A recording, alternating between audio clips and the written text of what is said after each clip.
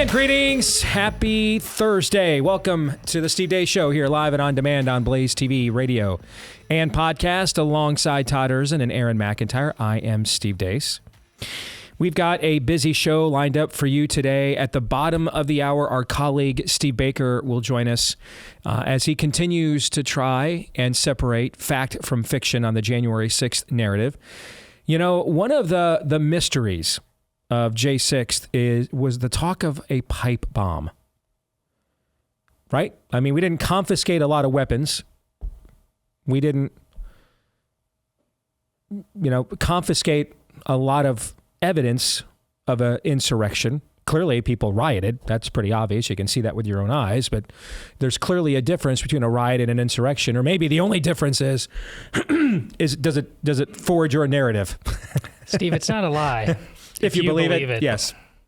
Maybe if they are of the right ideology, then that's a riot. Maybe not even one. It's maybe a mostly peaceful protest, and then if they're guilty of wrongthink, then a riot becomes an insurrection, right? Okay, but there is an update on the pipe bomb. You would think, I mean, if there was ever a smoking a gun, right, to hammer home and confirm your narrative, someone having a pipe bomb at an insurrection would be it, right? Yeah. That would be a clear act of domestic terrorism, correct?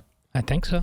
And yet, that detail has largely been swept away and lost when it would actually be the biggest piece of evidence to confirm the other side's entire narrative about this event. Well, we have an update on that and more coming from our colleague Steve Baker here at the bottom of the hour. You don't want to miss that. Theology Thursday coming up. We've been teasing it. The new series debuts. Know Thy Enemy, a Nefarious Bible study, begins at the top of next hour as we get into the subject of spiritual warfare. This was written by both myself and Dr. Jeremiah Johnston at Prestonwood Baptist from the C.S. Lewis Society. He's been on our show several times over the years. And it was produced, the videos, hopefully you've seen them, or at least seen episode 1. The video is produced by 110 Pictures, who did an absolutely fantastic job.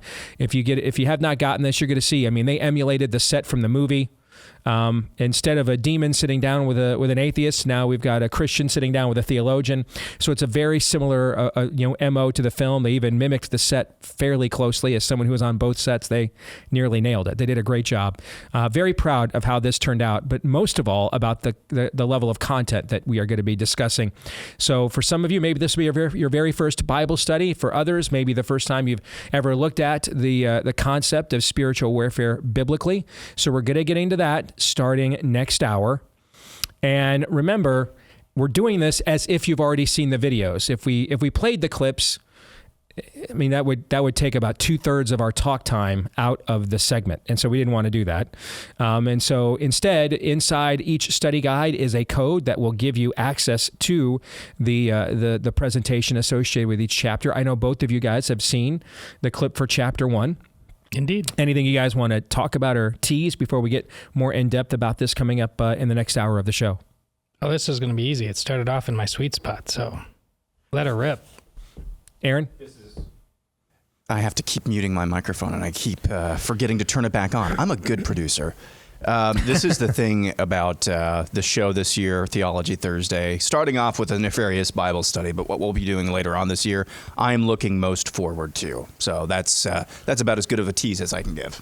All right, so we will do that, and then Anastasia will return, my daughter, with 3 non-political questions. So that and more lined up for you today. Let's kick it off, though, as we always do, with Aaron's rundown of what happened while we were away. What happened while we were away, brought to you by Not Dystopian at All. New documents obtained by the Select Subcommittee on the Weaponization of the Federal Government reveal that the federal government flagged terms like MAGA and Trump for financial institutions if Americans used those phrases when completing transactions. Individuals who shopped at stores like Cabela's or Dick's Sporting Goods or purchased religious texts like a Bible may have also had their transactions flagged. This all happened in the immediate aftermath of January 6th. Essentially, Basically, the Financial Crimes Enforcement Network, which is an arm of the Treasury, created a dragnet to help identify supporters of politicians they didn't like. Not dystopian at all. In South Carolina, 63 Republicans in that state's House voted to kill an amendment yesterday that would criminalize doctors who chemically and or surgically castrate minors. After that tweet you just saw from Riley Gaines went out, those legislators felt pressure and reversed course yesterday evening. The American Cancer Society is out with their 2024 report and projections, and the group is forecasting a jump of nearly 13% in excess cancer cases. That's about the same jump year over year between last year and the year before. Check out this chart from Ethical Skeptic on Twitter, where you can see the excess cases of cancers jumping off the chart late 2020 and throughout 2021. Florida Surgeon General Joe Ladapo was interviewed by Tucker Carlson recently about those COVID jabs. During the pandemic, you'd sometimes hear people say that this is a spiritual war. And it's a funny thing for people to say, but instinctively and intuitively, I remember the first time I heard it sort of yelled out in the middle of a press conference with Governor DeSantis out here in, I think, Bradenton, Florida. I responded immediately that yes, to the person in the audience who said, yes, it is a spiritual war. And it absolutely is. And this has to do with intuition. Again, I've left the MD, PhD hat, and I'm talking just as a human being and someone who, like many of us, guide their lives based on how they feel, what they feel about what truth is and what resonates. And I got to tell you that truly, I think in terms of the toll, we've heard different estimates for their potential contribution to excess mortality. I think that probably is the case, that they contribute. And I think that is just a part of what is frankly bad and evil behind the intention of these mRNA COVID-19 vaccines and the whole entire pandemic policy approach. And I got to tell you that I do believe that it can change things that you would not expect to change from people just taking a typical vaccine like the flu vaccine. Kamala Gook update. Here's Kamala Harris speaking to the University of South Carolina women's basketball team. When the people are in these stands watching you, be they parents or students or kids, you're lifting them up. When people are out here saying, oh, or they're saying yay, or they're saying all of the things that they say in response to the game, you're lifting them up with a sense of joy about being a part of a community. And we need that. The FBI has arrested a 56-year-old dude pretending to be a woman. The man, who goes by the name Elizabeth Ballesteros West, was found with a cache of guns when he was arrested in Cottage Grove, Oregon. The arrest was the result of an investigation alleging West made threats online to harm and kill Jews and black people and reposted content about mass shootings while displaying his own Nazi flag and multiple guns. He also threatened his quote-unquote transphobic co-workers and online screeds as well. And finally, checking in on the World Economic Forum. Ang mga chaya no kambahu anuri, no kamai, no kamwaka, na anuri.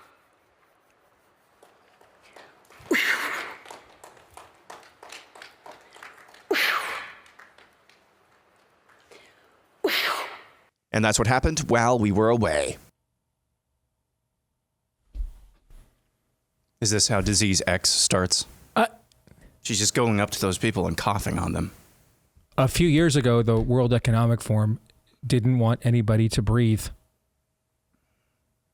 And now they want people to breathe on them. It's not a lie if you believe it. That interview we did the other day with Larry Taunton, who's out there, and I asked him, hey, is it really not as bad as we are letting on? Do we take the most extreme elements of these people and take them out of context to further our own narrative? And he's like, oh, no, it's pretty much what you think it is. I mean, okay. Aaron's Montage brought to you by our friends at Samaritan Ministries. Although we're already a few weeks into 2024, it is not too late to look at healthcare sharing with Samaritan Ministries. It's not insurance. It's a community of Christians paying one another's medical bills. And because it's not insurance, they're not bound by any open enrollment, so you can join any time of the year. even today.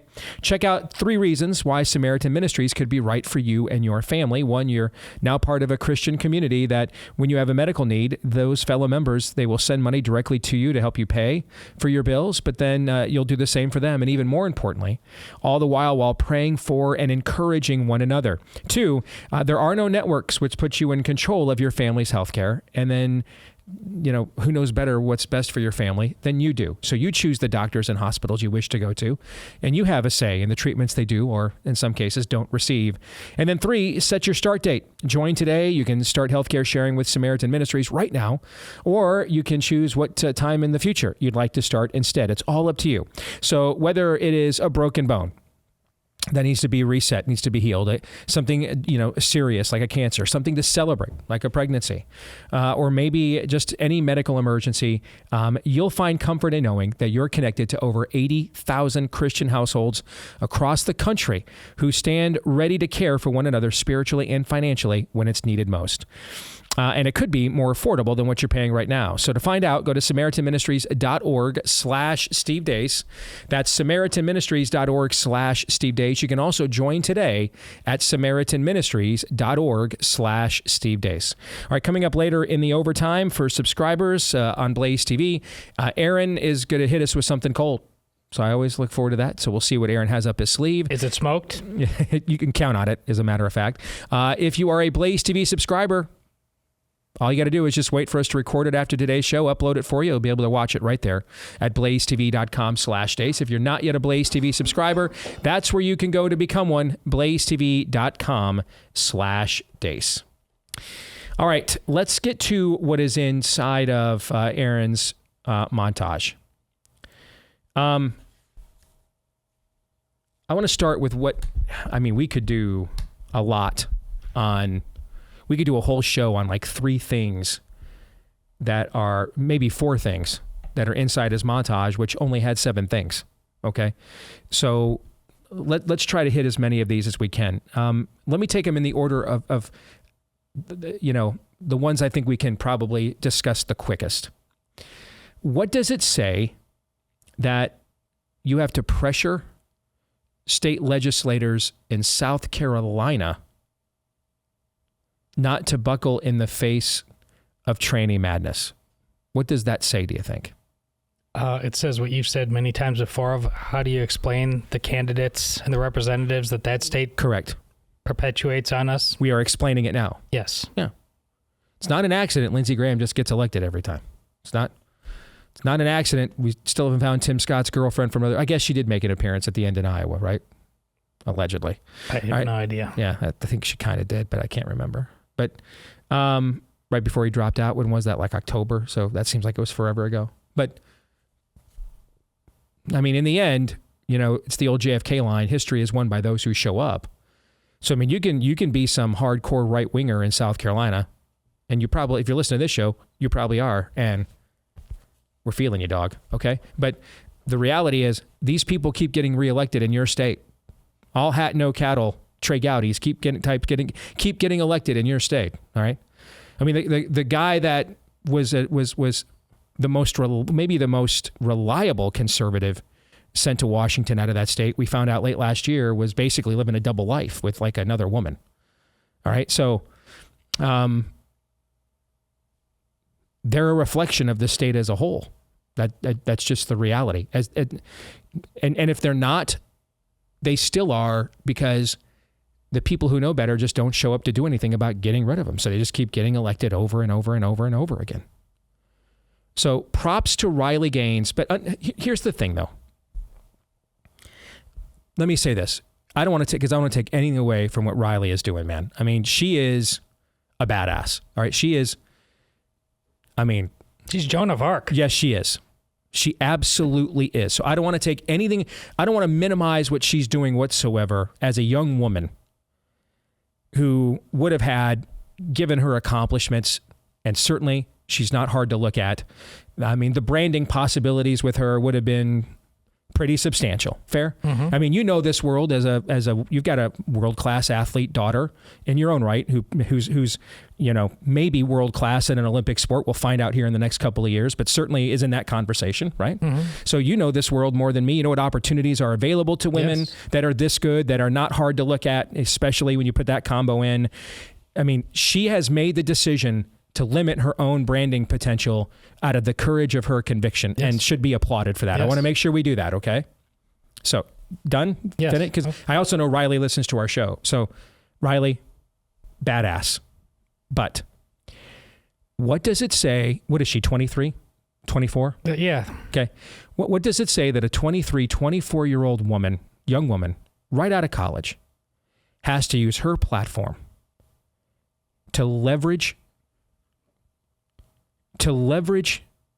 grown men in South Carolina? Yeah. It's dark.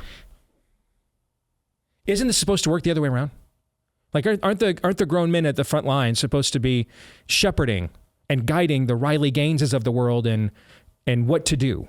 She's supposed to be in dental school right now, just thinking about she just got married, thinking about maybe having a kid soon. That's what she's supposed to be doing. That is a win. And Riley deserves the bulk of the credit for it. But it also explains so tragically why we are in the position we're in. A young woman who's supposed to be in dental school or cashing in on being a world-class athlete or both, all right, thinking about a family and the rest of her life, is instead self-limiting all of those things to get smeared, blasphemed, and in every form you can imagine, all right, in the worst ways imaginable in public, because privately, grown men in South Carolina don't have any balls or brains. That right there, man, is a living stone. It's a living stone to what has happened to this country. That there. And I wanted to make sure I made that point. Anybody want to add to it, or we want to move on? No, here.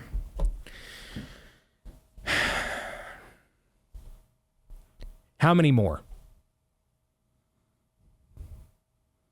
How many more pieces of evidence?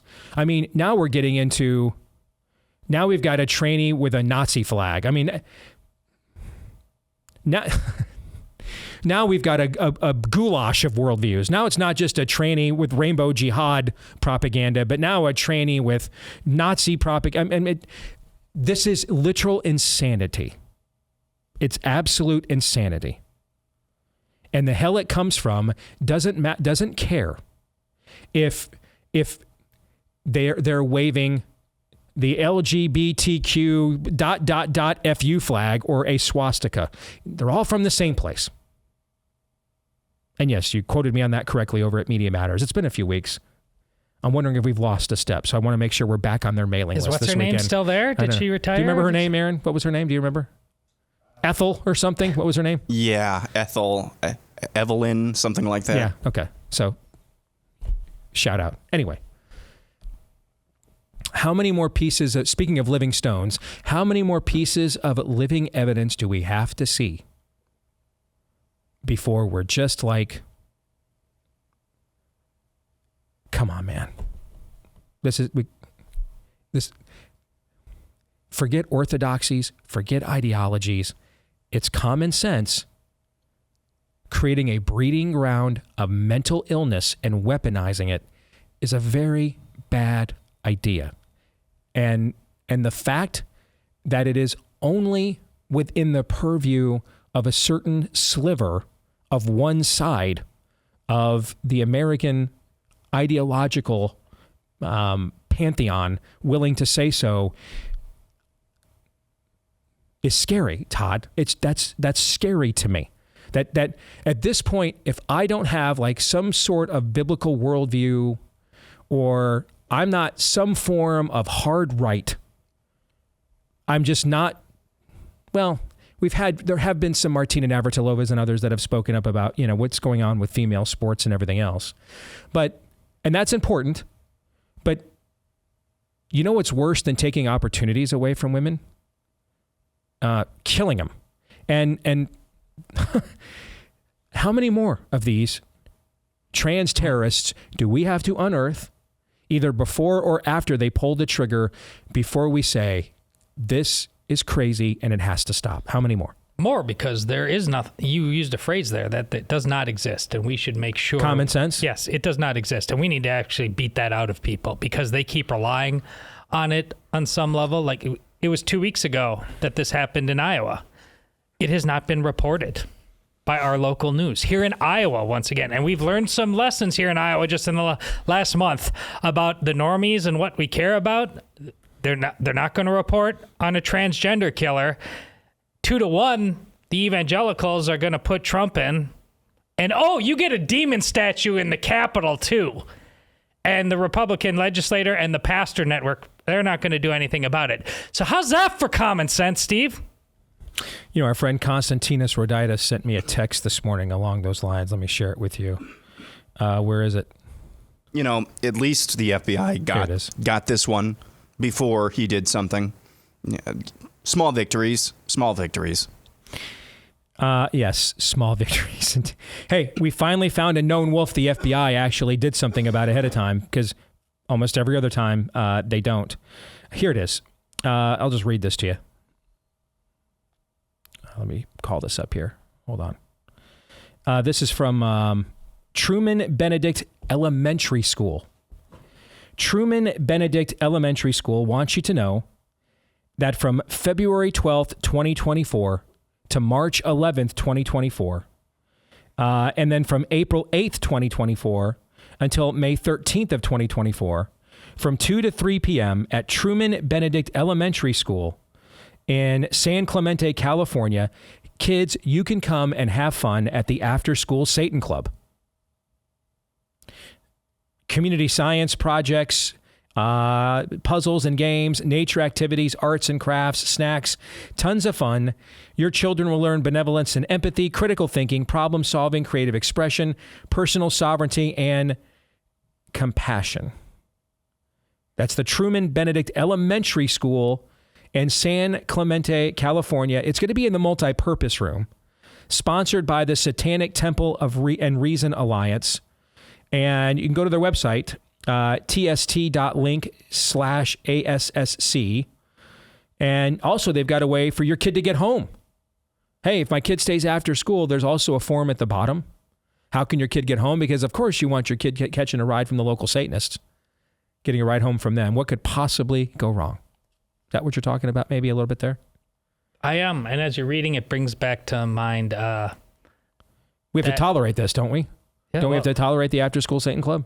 Well, I'm not even... In the elementary school? Isn't that religious freedom?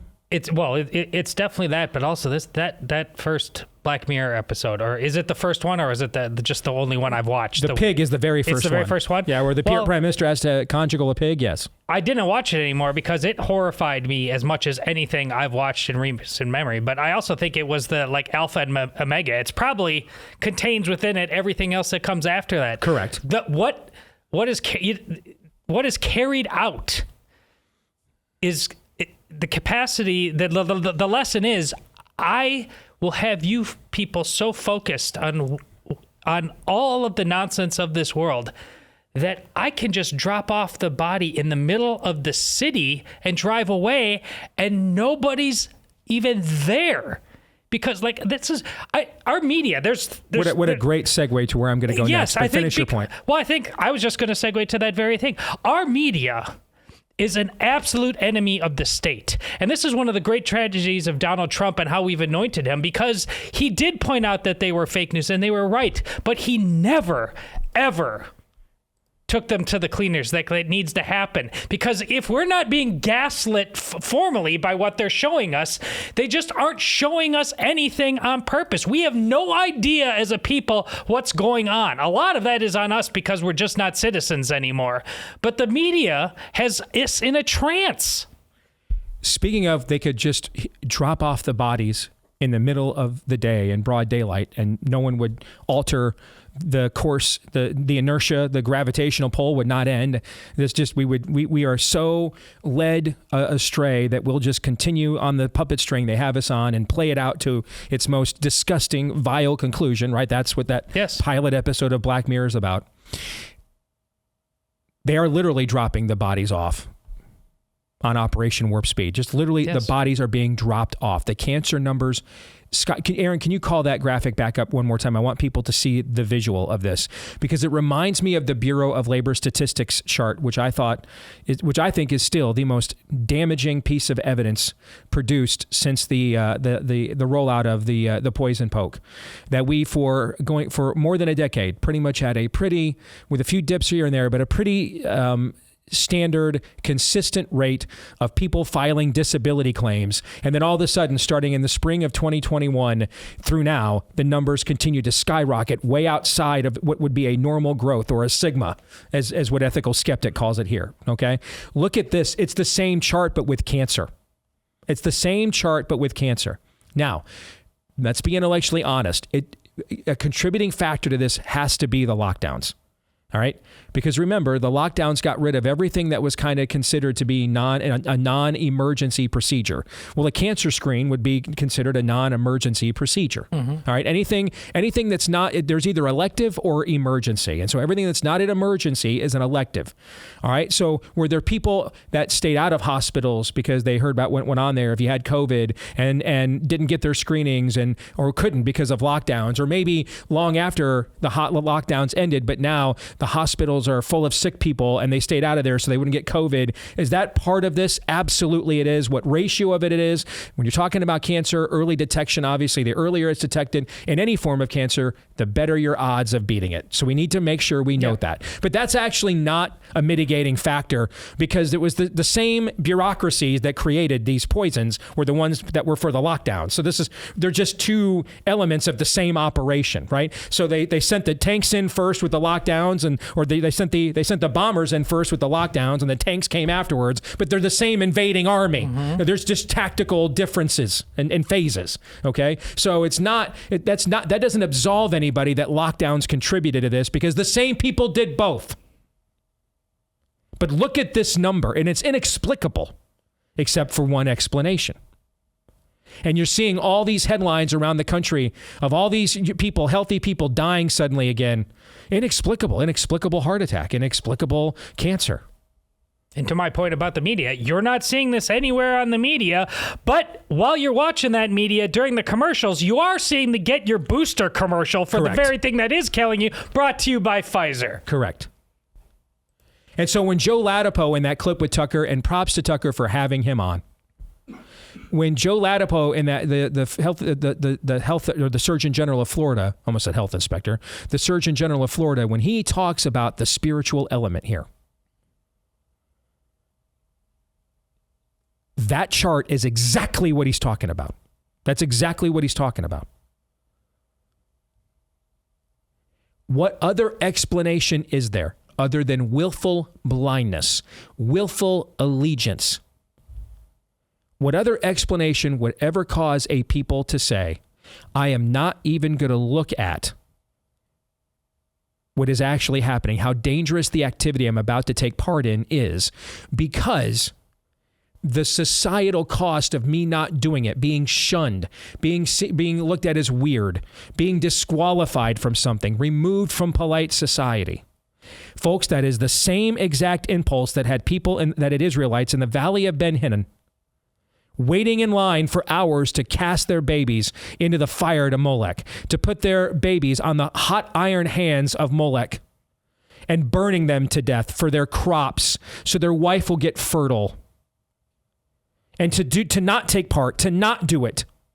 No matter how many times the drought didn't end, no matter how many times their wife didn't get pregnant, the pressure not to do it, to be shunned, to be cast out, to be seen as weird for not taking part in the groupthink, that was a price and a cost they were not willing to pay. So they defied what was common sense, Todd, right in front of their faces, even if they never heard Moses himself at all, because this is hundreds of years later. Common sense said, the drought here in Israel continues to go on. My wife's still not getting pregnant.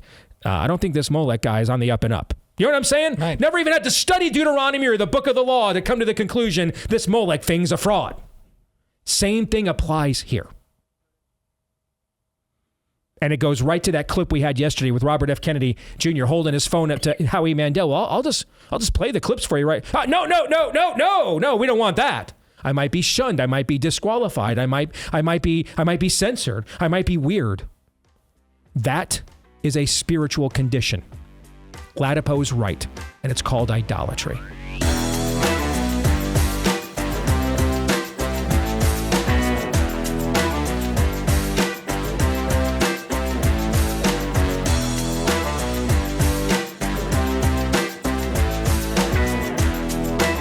All right, back here on the Steve Deace Show as we head towards a presidential election here in about 292 days. One thing you can be sure of, it's going to be a tumultuous year. How will your hard-earned savings fare? You already see the impacts of inflation at the pump, the grocery store. The dollar continues to lose buying power quicker than wages can increase. Is that bad? Yes. How are you protecting that savings? Well, consider diversifying into gold with Birch Gold Group. For decades, gold has been the choice of investors and central banks as a hedge against inflation. Now you can own it in a tax-sheltered IRA with the help of Birch Gold. Just text Steve to 989-898. Text Steve to 989-898, and Birch Gold will send you a free info kit on gold. They'll help you convert an existing IRA or 401k into an IRA with gold. And the best part, you don't have to pay for a penny out of pocket.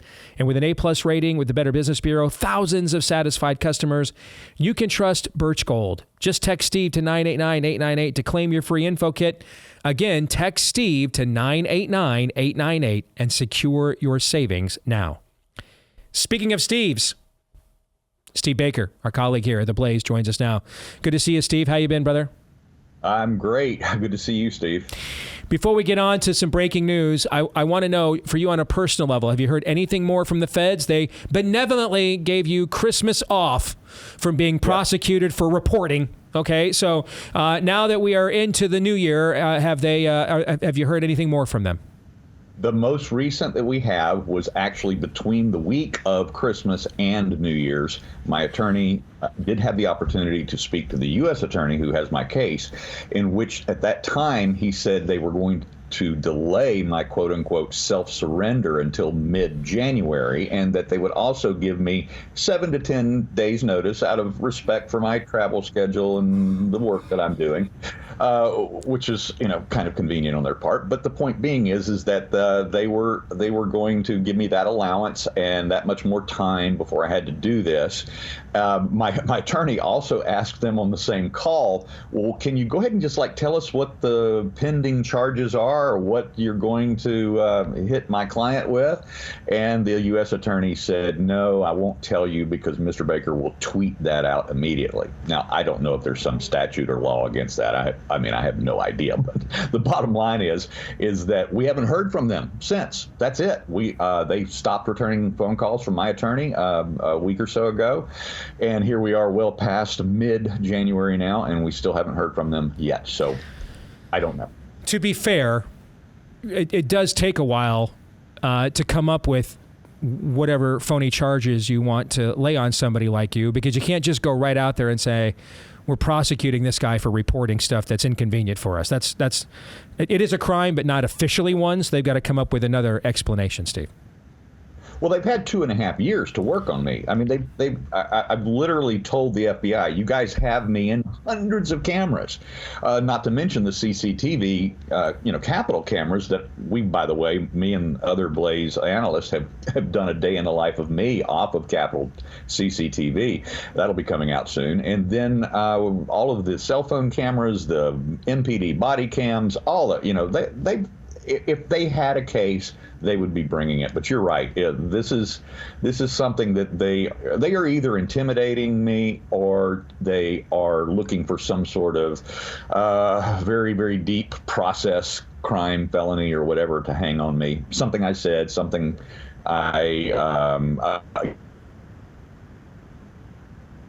Did we lose Steve? We did. Let's try to get him back, obviously, because he's got some breaking news to share with our audience when it comes to. I think he's back now. All right, do we have Steve back? Finish that point there, Steve. Go ahead. Yeah, I don't know where you lost me. That's all right. Basically, they're trying to figure out a way to prosecute you for their favorite crime, interference with official acts, because your reporting is interfering with their official acts. Let's just be honest about that.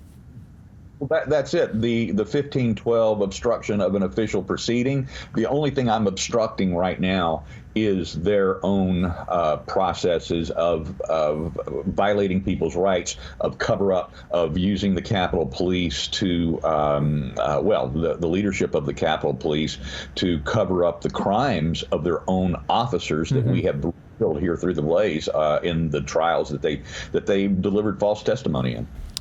Along those lines, let's get to it. You have clearance from the tower there to share some breaking news with our audience. What is it?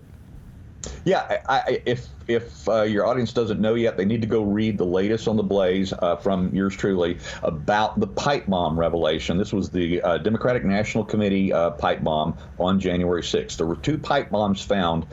The first one was found just a few minutes before that initial famous Ray Epps breach that happened at about 12:53 p.m. Just moments before that, a passerby found a pipe bomb at the Republican National Committee at the RNC headquarters. And then just 5 or 10, maybe 15 minutes after that breach, there was another passerby who found another pipe bomb at the DNC, the Democratic National Committee headquarters. Now, for 3 solid years, Steve, the FBI, the ATF, the Metropolitan Police, and the United States Capitol Police have all kept from us this information about who it was that found that bomb at the DNC. Turns out that the person who found that bomb was actually an undercover, plainclothes Capitol Police officer who they have portrayed for 3 years in all of these testimonies. You think about all the times they've been questioned in Senate and House hearings. Christopher Wray, what's going on with the bomb? This, that, and the other thing. They have always portrayed this person as a passerby. They've never released until we did yesterday that this was an actual undercover Capitol Police officer. But then the story, and this is what I got permission from the control room here to release on the Steve Deace Show today, is that we now know also that the brand new, newly appointed assistant chief at the Capitol Police, who is in charge of intelligence and dignitary protection details, was at the time of January 6th pipe bomb findings, was the ground team supervisor of the ATF on that day. This is a huge, another piece of this connective tissues that we're finding here. The coincidences, you can't make them up, Steve. Darren Beatty from Revolver News just released this morning an exhaustive analysis of that video that we revealed yesterday through the Blaze of that few moments of where this pipe bomb was found and where this Capitol Police officer comes over to the Secret Service car. He announces that he's suddenly discovered this bomb. He goes around to the other side of the car. He goes over to a Metro Police car. By the time he finishes telling all the parties involved, sitting outside in the driveway outside of the DNC, the Secret Service and the Metro PD cop decide that they've got enough time to finish their sandwich before they get out and investigate what this Capitol Police officer has suddenly revealed to them. And just, oh, by the way, the new Vice President-elect Kamala Harris is in the building. Oh, and the car that they were sitting in when they were told about the bomb was only 15 feet from where the bomb was, and they showed no hurry, no panic, no. It seemed to be of minimal concern to them when this message was delivered to them by this undercover officer. Which leaves you with only, as far as I can tell, Steve, 2 conclusions. One, the vice president needs better security and maybe a food taster. That clearly her security detail, her safety is not of their preeminent priority. If in the middle of an insurrection, the best piece of evidence for this not just being a riot but an insurrection, the best piece of evidence for that would be planted pipe bombs, for example, okay, by somebody who was seeking to have a V for Vendetta moment, basically. All right, so that would be the best evidence for it. So not only did they not have a high priority, it seemed, on investigating for us the origins of these pipe bombs and who dropped them off and who's responsible for them and how they got there and who found them. That's always been kind of weird to me, because that's the best piece of evidence for their entire narrative, is following that chain of evidence, right? And so they not only did not seem all that interested in following that chain of evidence, but they also didn't seem very interested in securing the vice president of the United States in the face of the most overt act of this, if it were an insurrection, which is really an act of coordinated domestic terrorism, is what you just described. Okay, so there's that's one option, that her security detail does not have her safety in as a preeminent priority. Then there's the other option, which they're trying to indict you for. Basically, the other option is they know exactly where it came from, and it's what a coincidence that it just so happened to be one of the highest level members of law enforcement there just happened to find these. And why wouldn't they want to tell us this, Steve, and give this guy an award for foiling a plot, against an insurrection, make him a national cause celeb, run him for Congress, maybe? Why? I mean, this would seem to be a heroic act, a Medal of Honor, Medal of Freedom. Why carry, put your lamp under a bushel here, Steve? Shine it. You're a hero. Well, actually, and this is a very interesting point. I just made this connection in my own mind this morning. Of the 4 agencies that were involved in this discovery, first of all, we had the Secret Service on site. We had the Metropolitan Police Department on site.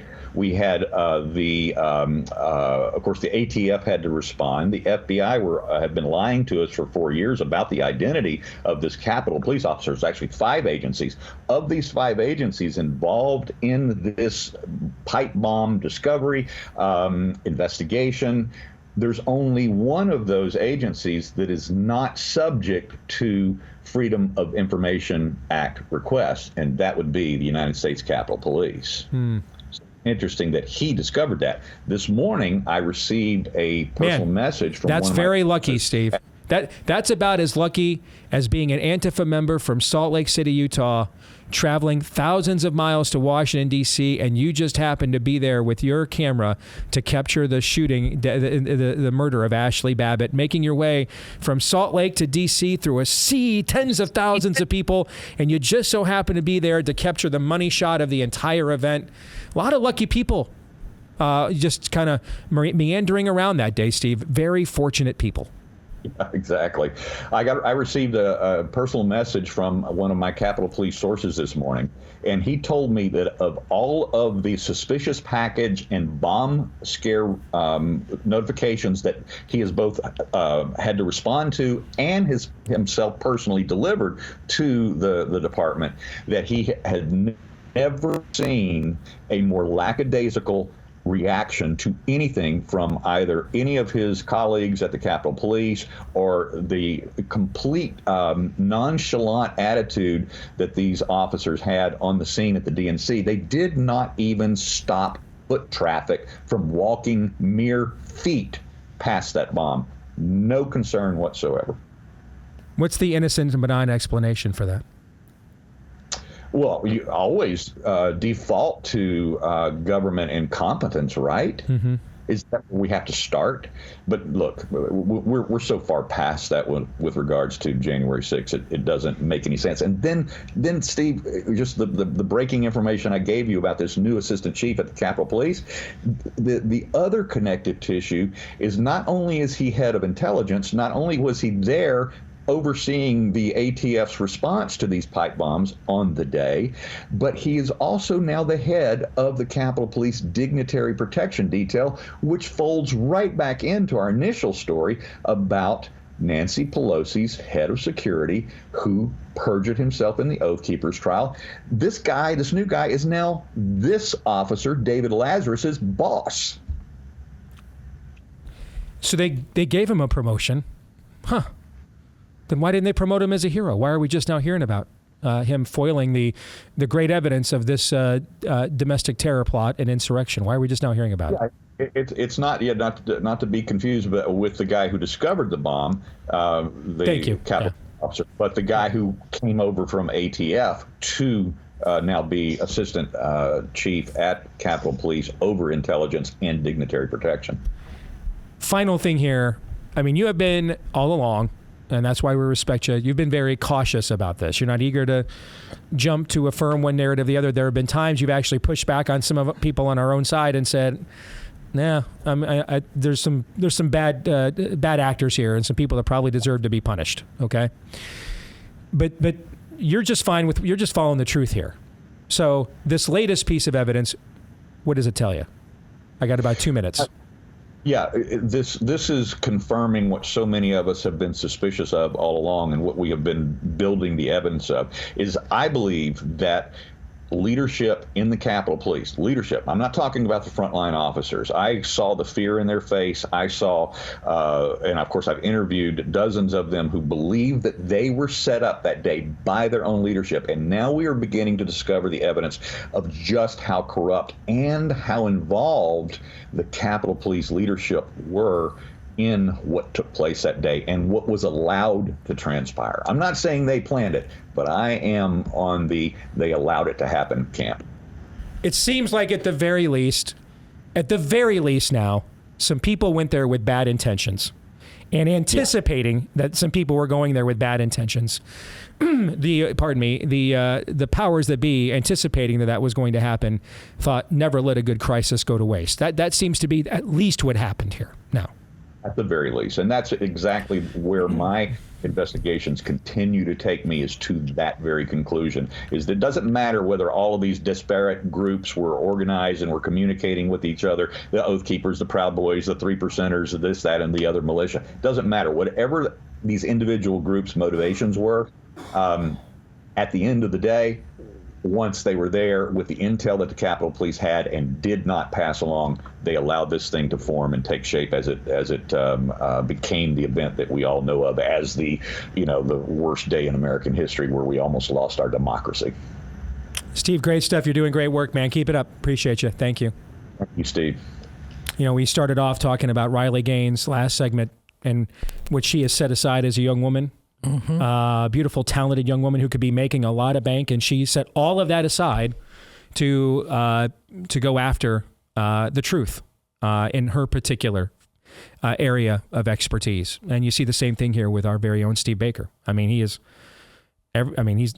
literally at any moment could be getting a call from the feds. You have a 7-day window to surrender yourself, and yet, unbowed, undeterred, he stays on the narrow road, man. Just following the truth no matter where it leads. 2 points.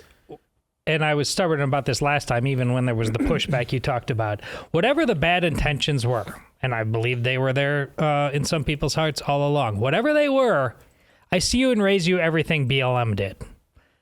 Secondly, all of your back the blue nonsense, I need you to reevaluate that as a so-called conservative, because both the cops and the military are being weaponized day by day to come after you. Theology Thursday is next.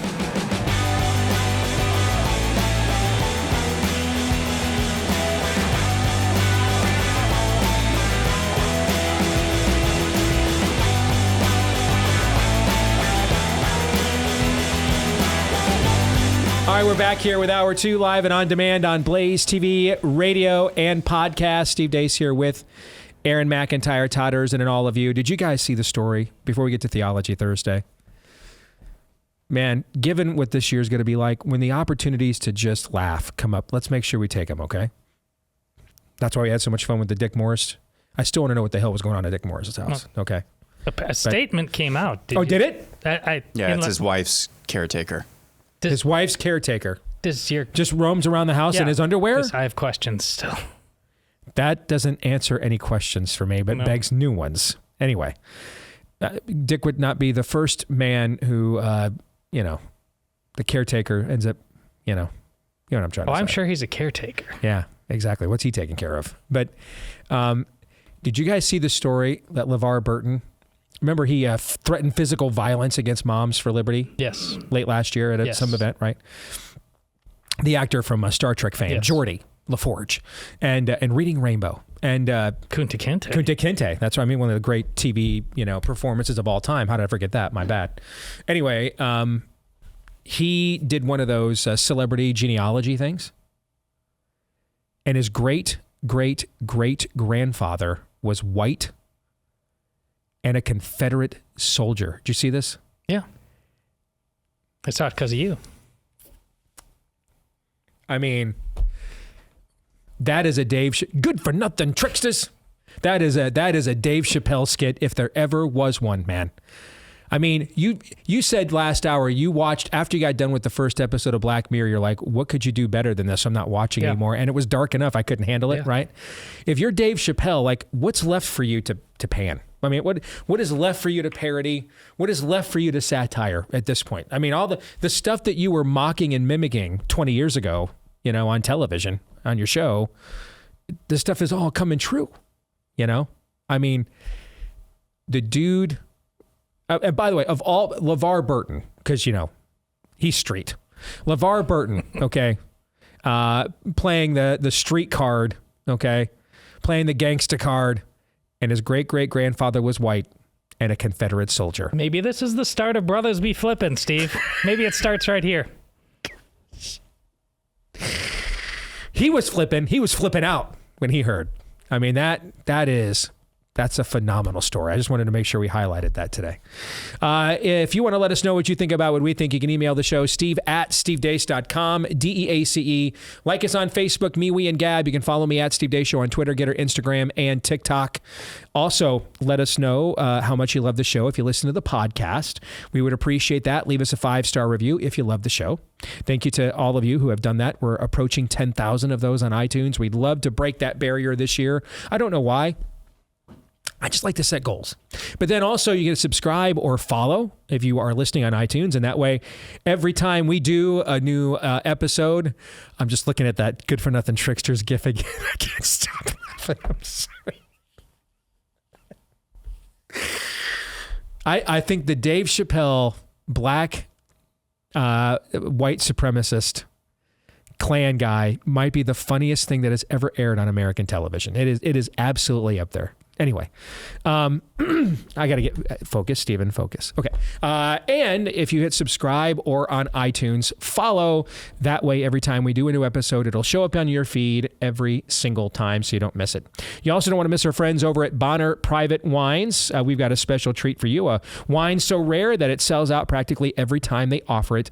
It's the Sunai Elagico Malbec. It's their imported gem from deep in the remote Calaki Valley in Argentina. Those are vineyards that do their thing at a breathtaking altitude of nearly 9,000 feet, the third highest vineyard in the world. And if you want to know why that's important, because this is how it retains its true form. Highly rated, 91 points, no fining or filtration done when producing the Sunai Elagico. That gives you its true natural taste. Boast a 10 times more resveratrol and 93% less sugar than the red wines you'll buy in stores. And if you want to know why resveratrol is something you should be interested in, just do that research on your own. Bonner Private Wines is the sole importer of this amazing Malbec, and if you want to get a bottle of this exclusive wine, you can do so by visiting Bonner, Bonner, BonnerPrivateWines.com/Steve, and become a member of the Bonner Private Wine Partnership.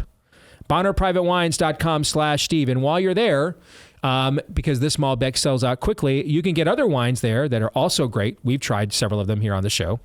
Todd has tried them quite a bit. 50% off and free shipping at BonnerPrivateWines.com/Steve. That's BonnerPrivateWines.com/Steve.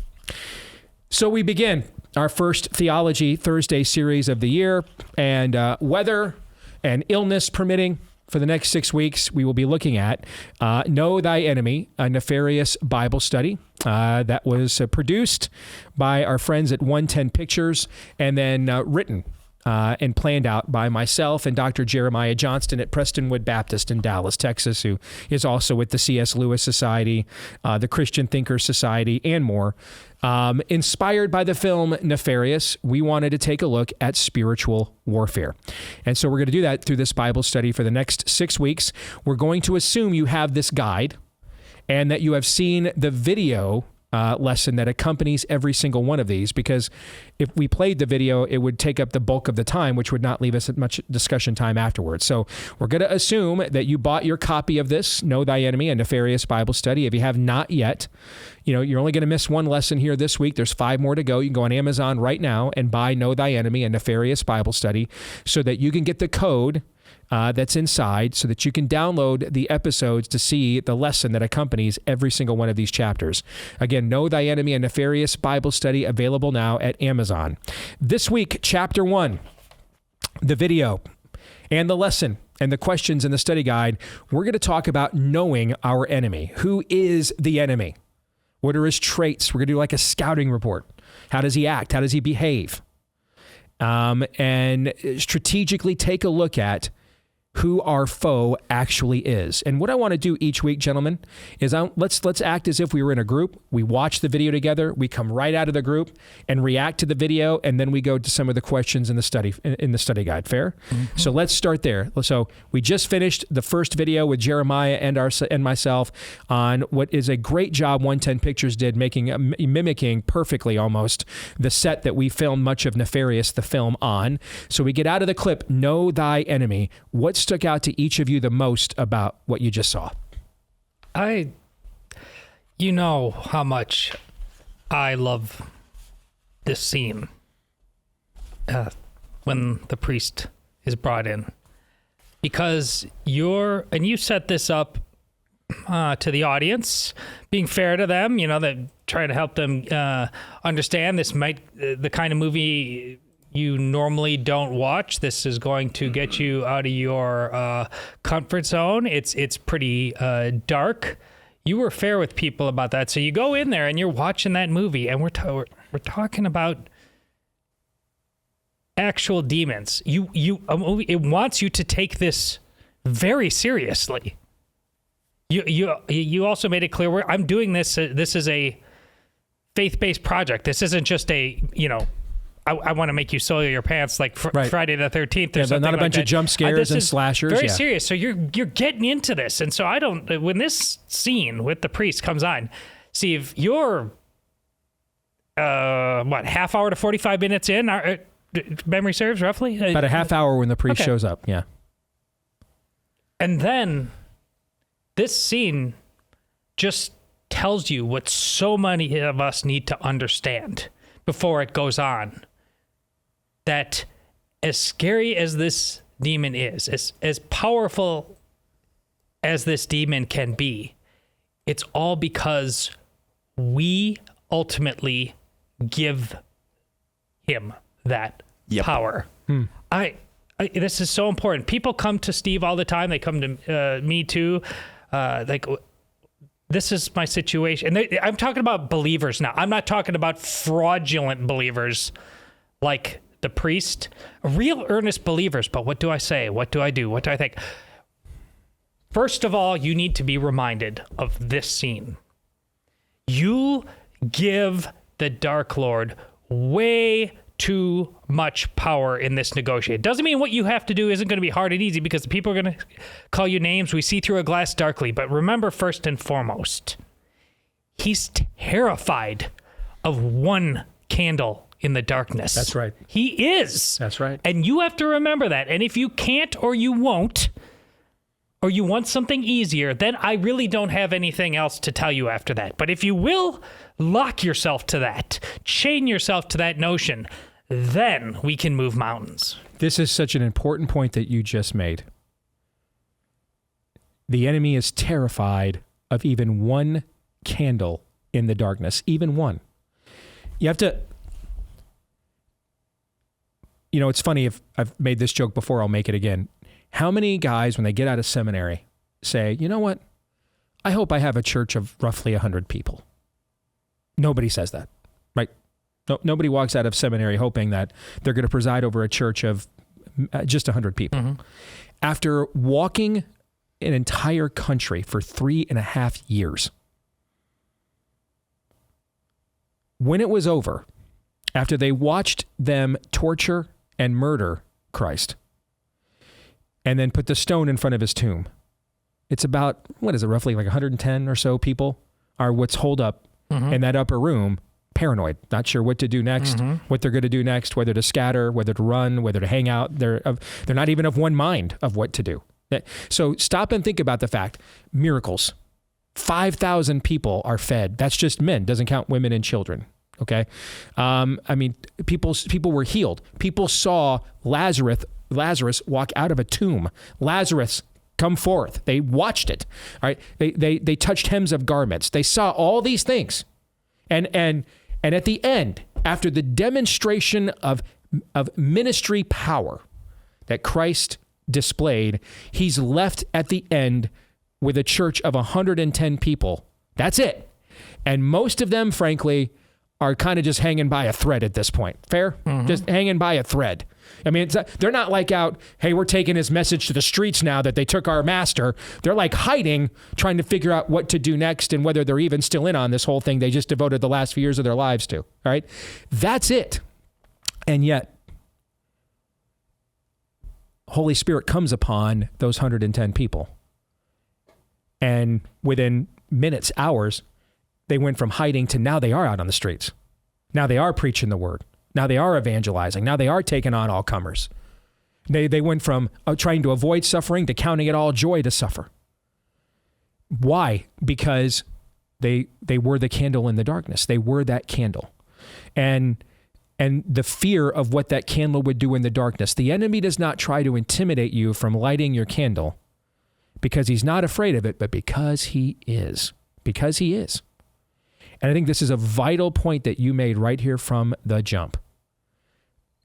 One person makes a lot of difference. A few people makes a lot of difference if they're that candle in the darkness. And I think that is something that I go back again. Riley Gaines, there's been others, but Riley Gaines has essentially taken on this issue as her life's work at a very young age. In many respects, there have been others, including people of different political persuasions like Martina Navratilova and others. But for much of America, she has become the face of those pushing back on trainee madness. For much of America. That's what you're talking about right there. All right? And a lot of it is, are you willing to put up with being shunned, being banned, being censored? I mean, the apostles we're talking about had to put up with being killed. You know, we're talking about being ridiculed, being mocked. And enough of us aren't. And that's why there's more darkness than candles. That's the bottom line right there. That's extremely well said. Excellent point. Aaron. Yeah, it's pretty similar to what Todd was talking about. And the big takeaway, I think for me, is just putting this in my own words. The only degree that's offered or handed out at the University of Hell is a degree in marketing. And that's basically, Satan has proven himself a master at marketing. What is marketing? It is the art of making sure people buy what you want them to. Okay? And human history, I think, has shown, and certainly is showing right now, that far too many people, even far too many people who claim the name of Christ, have bought the idea that Satan is something that he is not. Now, is he the man behind the curtain, a la Wizard of Oz? No, he's a force to be taken seriously. But is he this equal and opposing force to our God? Exactly. Which he has marketed himself as? Yep. Absolutely freaking not. He has been able to sell this idea, and it has been bought by far too many, that he is this big bad villain in this movie that is called the story of our cosmos, if you want. He's really not.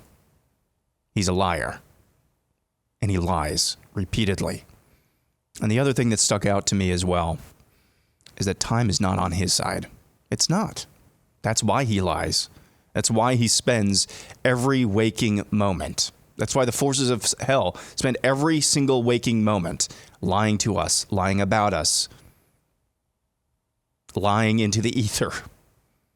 That's why. They know that time is not on their side. And so they have to do all they can. They have to do all they can to try to make hay while the sun shines. And it's really up to us whether or not we let that happen.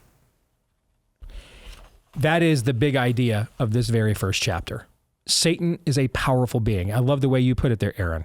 He is not the Wizard of Oz. He is not a complete fraud. Many of the things he says are fraudulent, but he is a powerful being. He is not a complete fraud.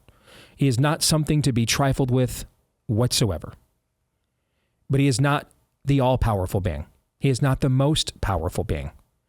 He can't hold God's jockstrap. They're not rivals. They're not.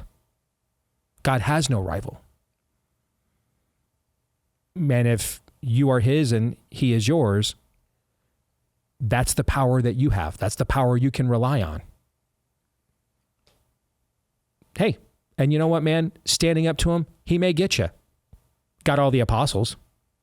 Got them all. But we're all dying at some point anyway. Anybody living in this physical form forever? No. We're all going anyway, right? What better way to go than the enemy having no alternative? He can't discredit you. He can't silence you. He can't deter you. He can't discourage you. So he has no alternative but to destroy you, but to end you. Can you think of a better compliment than that? Oh, I've lived this out.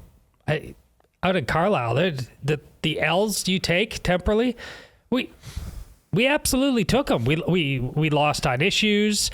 I ended up taking my kids out of school and moving them. Those are losses. I hope to avoid those things. They didn't happen. But even when those happened, they got angry all the more because of how we handled that. They could not make us go in a corner and suck their thumb and seek therapy like they do. Mm-hmm. We moved on. We're living quality lives. I mock them to their face all the time. There's a cottage industry of local anonymous trolls who spend all their waking hours just screeching at me like Nefarious does in that scene because I'm not that priest. I'm the opposite. I'm just a simple man, but like it doesn't. Again, you don't have to. Look at that old. I don't know if how much you were involved in the casting, but look at old looking, kind of feeble. You know, he not coming in flexing or anything like that. Mm-hmm. Just the idea that he's a priest, a man of God, it makes Nefarious for a couple of minutes wet himself. Yes, we did that on purpose. When we storyboarded this scene, and I would say this scene is the scene that was the most collaboration on in the storyboarding of the movie. When we started storyboarding the movie, the idea of 3 murders and those sorts of Carrie Solomon, Chuck Conselman, our writers, directors, they had already come up with those MacGuffins. We got together and sort of fleshed them out more, but they already had that, brilliant plot line laid out. This scene was the part is the part that's the most independent of what they had already thought of, that we just kind of all discussed and added and subtracted. This organically came up in the course of our storyboarding conversations, that we realized, hey, our people are going to ask, where are the chaplains? The church is located in most prisons. There's some representative there. There's a chaplain. He's not there. He has no say. He's not aware. So we realized we've got to deal with that plot hole. Okay, and so the idea was presented. Before we get into the main MacGuffin driving the story, the 3 murders, let's deal with the state of the church from the very beginning. We did that, and that's why we put him before we get in now to the main plot. All right, because we wanted to show 2 things. We wanted to show, first and foremost, what the reaction of evil is supposed to be when we walk into a room. Who are we? We're the candles that Todd was talking about, all right? When we're the candles, God lights our wick, all right? It's his light, we're the candle, okay?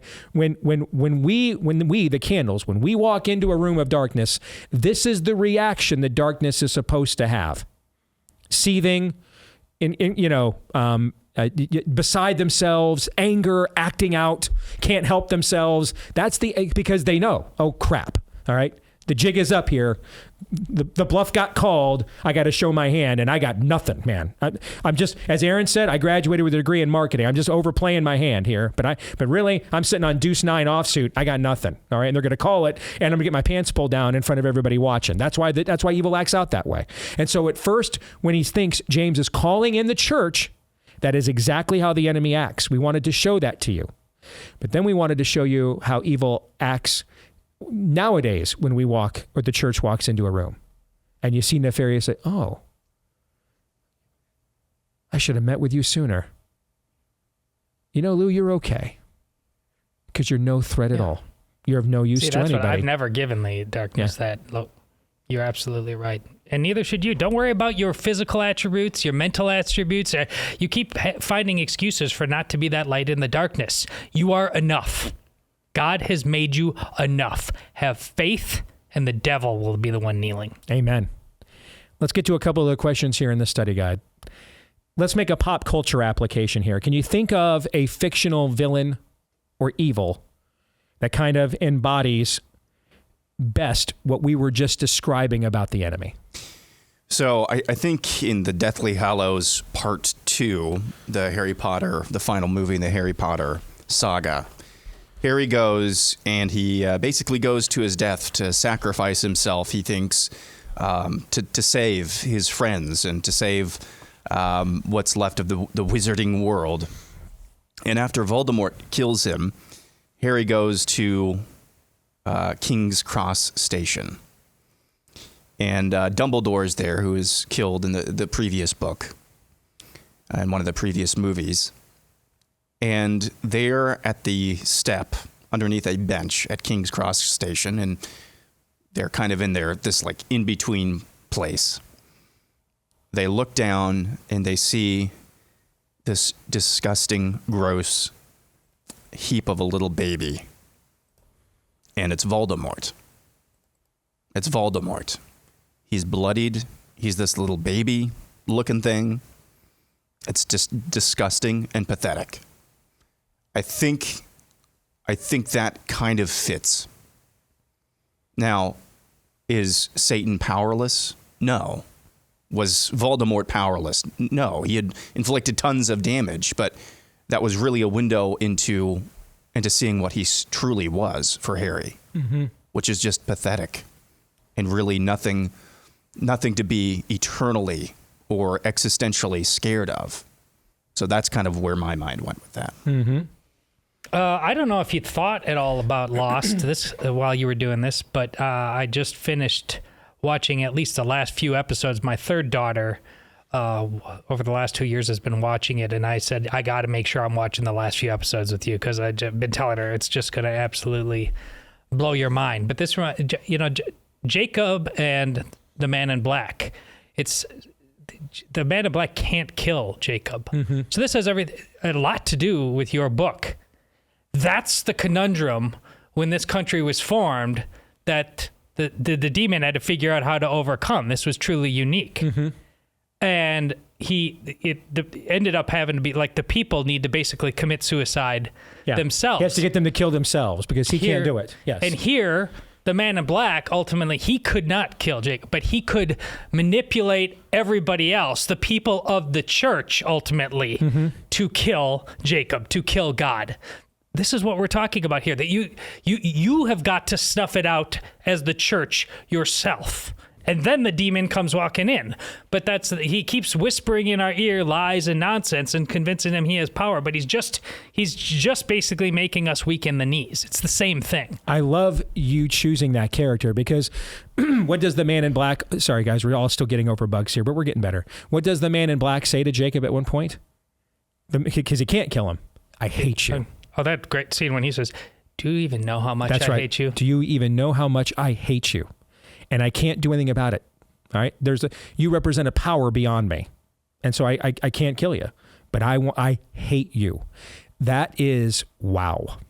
Whether intentional or not, but that is a very prophetic comparison to how the enemy feels about our God. Do you even know how much I hate you?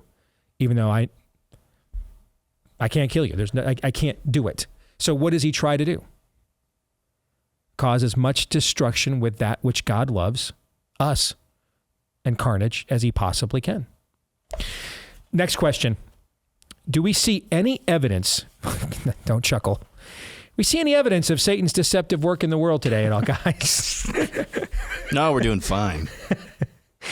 We're all fine here. How are you? Yes, everything's natural. Everything's natural. Well, let's just go back to the top of this show with the jab. I mean, it's Mark of the Beast kind of stuff. It's our concerns about just keeping the earth as flat and possible and staying comfortable. at a psychological and emotional level are so profound that there is evidence on the table that we have basically ingested a ticking time bomb. And that's not strong enough. Think about that. Mm-hmm. Think about people who are the way it was used to divide people, to classify people. That's absolutely demonic. People are as health conscious as ever, thinking you can live forever. And listen, these days, unless you get unlucky, you live a healthy lifestyle. You can absolutely live well to your 80s. And here's something it's showing you. There is something definitely that's getting in the way of that. But there's something even more powerful than that now. And it's that I just need to be accepted and not bothered and very comfortable. Yeah. I think the number one, and this is something that Todd harps on a lot as well, is you remember Ralph Northam on that radio show talking about late-term baby killing. Oh, the old Virginia governor. The old Virginia governor. Yeah. And talking about how if the baby was born, the baby would be kept comfortable while a decision was made. Well, of course, there's no decision to be made. That's a lie. They knew what they were going to do to that baby. I think of the same thing when I think about our comfort in this country and how in the normie world, especially in the sports bro world, there was exponentially more outrage about the fact that they had to purchase a Peacock subscription to watch a playoff game than there was outrage that they had to take a vaccine, an untested jab, a poisonous jab in order to keep their job. That's an example of the comfort. That's an example of Satan working in this world, in this time. That's an example of Satan saying, I'm going to keep you comfortable while a decision is being made about what I do with you. No, dude. Except that, too, is a lie. He already knows Nailed what he's it, Aaron. going to do with you. Nailed it. That's, I think, the number one way in our contemporary times that Satan is at work. Just keep us comfortably numb. That's the point I was trying to make, and you... Oh, man, did you bring it home perfectly. Yeah, I mean... Death is on the table. But I was going to try to squeeze in one more question. It needs to end there, I think. I mean, that's where we close the book. Our work here is done on chapter 1. I mean, that'll preach right there. What he said there at the end. I mean, we'll keep you comfortable here. Well, dead man walking. I mean, wow. I mean, dude, seriously, just like blew my mind right here. I'm like thinking of that in so many contexts right now. Okay. So many contexts, things like VR. I mean, so many contexts. I'm thinking of that right now. You know, hey, we got you. Just, what is it, Wall-E? Thinking of it in that context. Just sit in your chair. We got this. Be comfortable. More in a moment.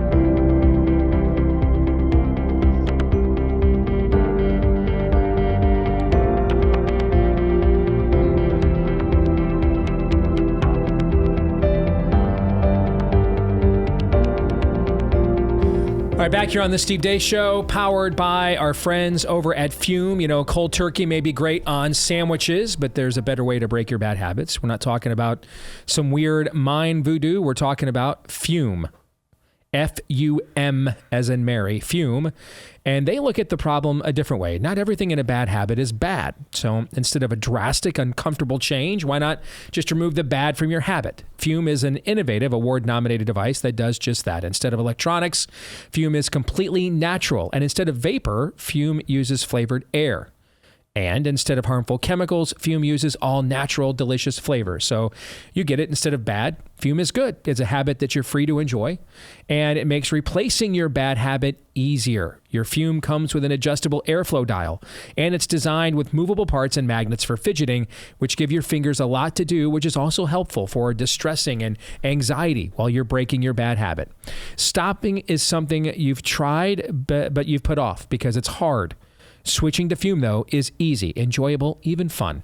Fume has served over 100,000 customers, has thousands of success stories.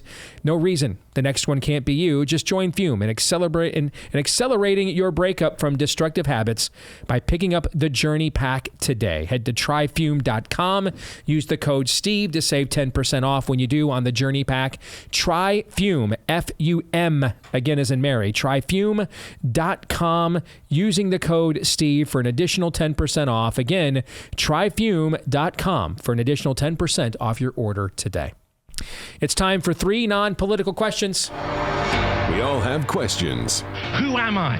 Why am I here? Where am I going? Who am I? A search and a question of identity. Why am I here? A question of meaning and purpose. Where am I going? Question of destiny. Some better than others. What sort of morality or proto-morality would you expect to find in a chimpanzee troop? Injecting some levity into the demise of Western civilization. It's 3 questions on the Steve Deace Show. And that means it's time for my oldest daughter. When I asked her, how we doing, honey? She said, fat.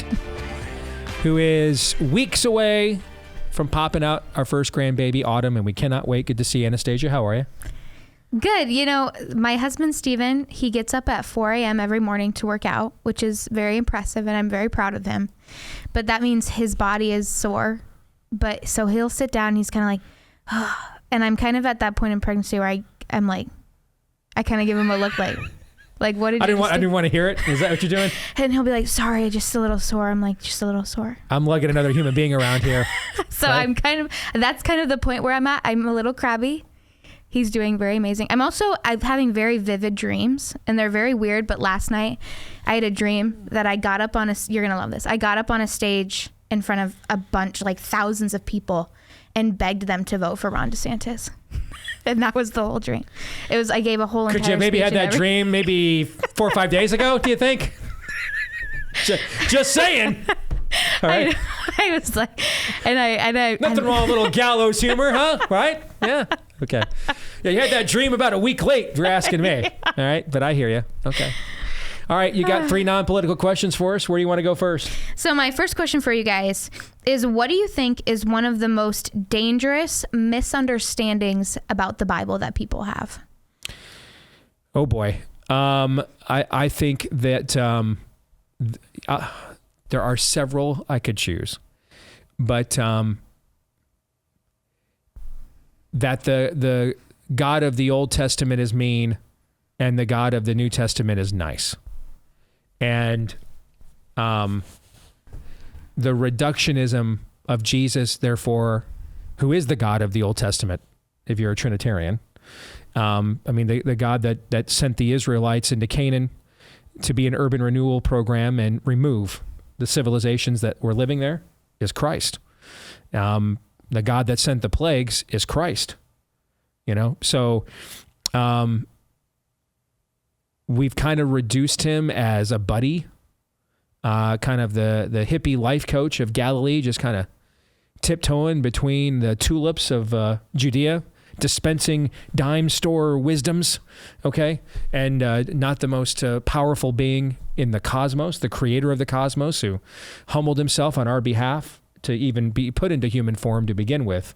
But that sort of heretical reductionism, I think, is very dangerous and among the most dangerous misconceptions of the Bible that I think that we have. What about you? What about you, Todd? That whole time I'm doing this Steve Deace thought bubble in my head when he does on the show. Should I say it?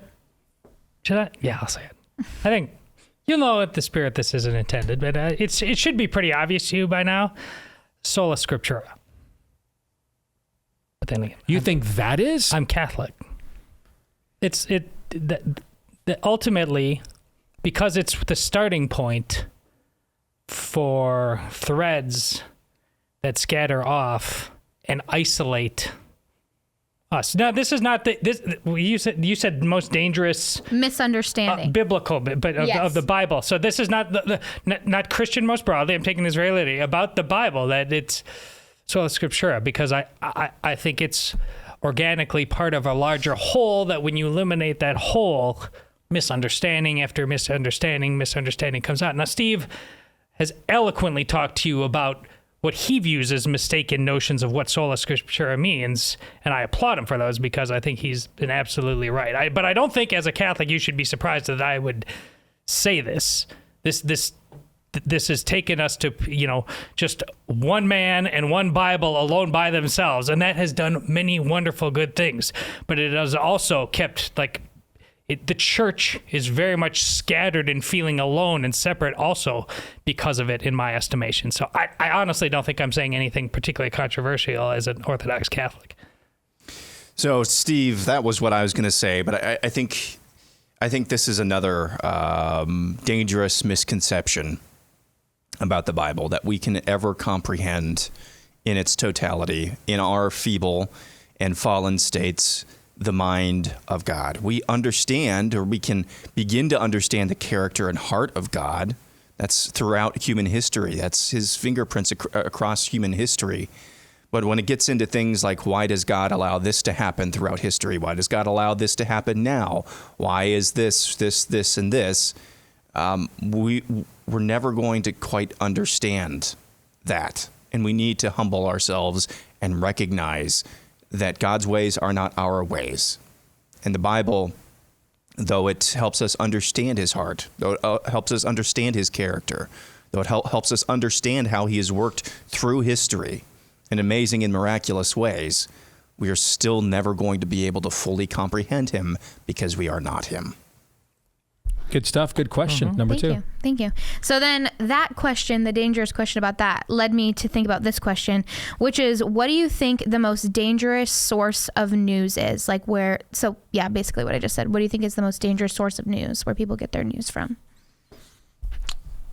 At this point, I would say the most dangerous source of news is we have gone from when I was growing up and coming of age politically, and then, I started doing this at a pretty young age. I had a full-time news political talk show at 32 years old.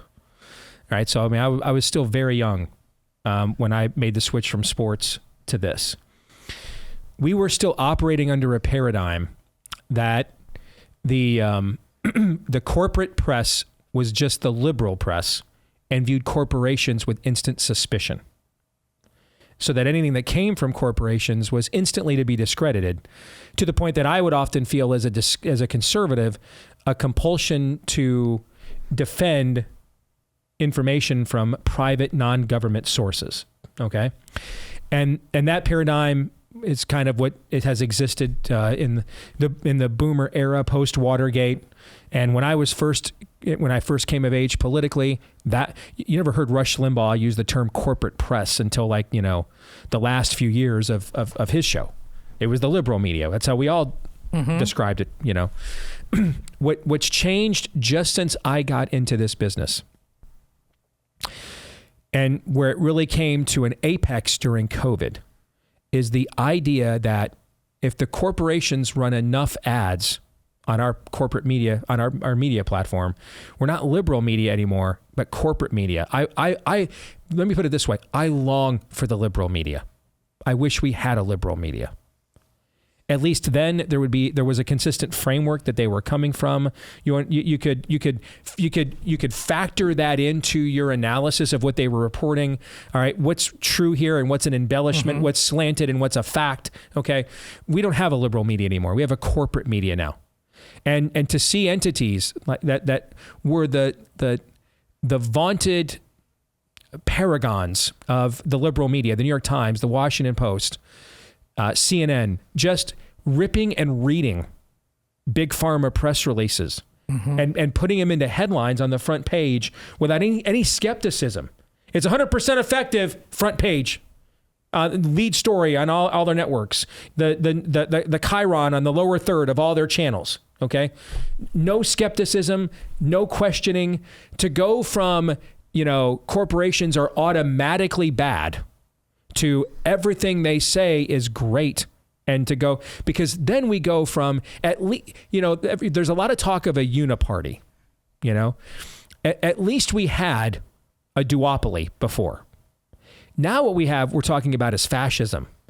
We're now basically big government and big business have just fused into it's just the Hegelian dialectic. When I started off, government was the thesis, corporations were the antithesis. Or if you're on the other side of the aisle, corporations were the thesis and government was the antithesis, right? It's just all one. It's merged into just one dialectic now. And that, to me, in terms of sources of information, the amount of people Like you just saw it in the clip again. This is the second time today I've referenced the clip we played yesterday with Howie Mandel and RFK Jr.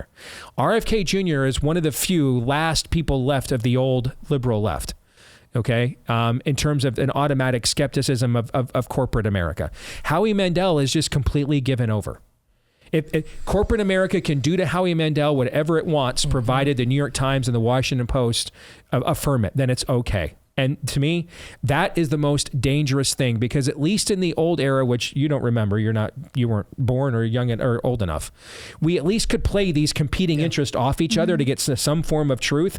They're not, now they're the same interest. We have no one to play off of now. They're the same interest. And so there's nothing to do, but let's just wait for 3 years and see skyrocketing cancer rates, have Epic Times come out with a memo from CDC where they were drafting an alarm in May of 2021, warning about heart conditions with the COVID vaccine. We never got that alarm. We have no idea what happened to that draft. I do know in May, June, July, August, September, October, November, and December of 2021, if you linked heart problems to the COVID vaccine on any major media platform, you're instantly banned and shunned. That is the most dangerous thing to me. Yeah, mine was related to all this, because the paradigm that you're speaking of, I would put all of the ABC, CBS, NBC, and then the main cable channels, Fox, and then all the main newspapers, all of us in that, because once this happened, that's why the baby boomers are so dangerous.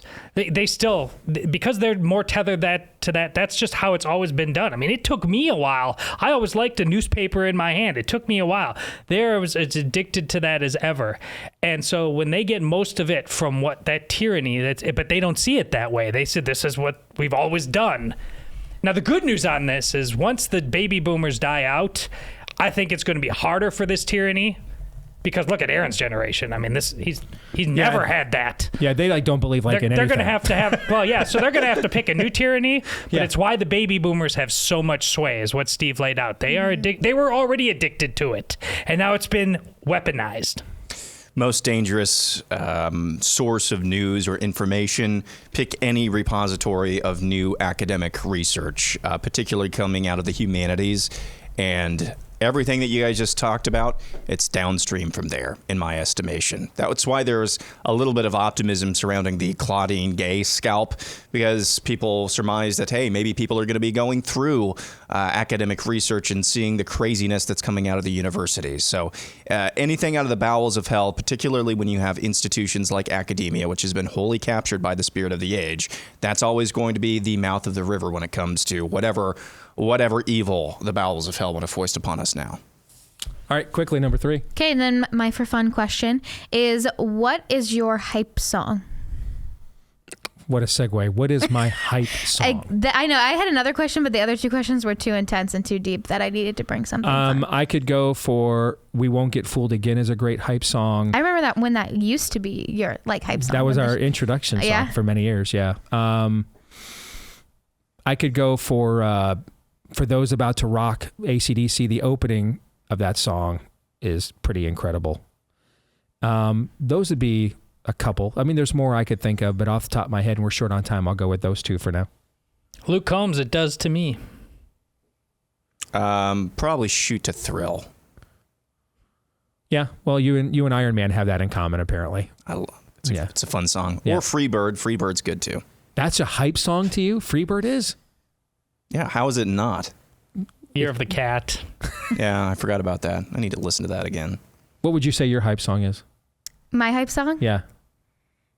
Steven and I used to have a tennis playlist of songs that I probably shouldn't say that I listen to on this show. Okay. So we'll just go with that. You know what? I'm in a mood that at this point I'm getting close to Black Hole Sun being a hype song. All right. Okay. I do like You May Be Right by Billy Joel. And wash this all away. Yes, I'm getting close to Black Hole Sun. Is there being a song hype called Everybody Dies and Who's It By? Because that's it.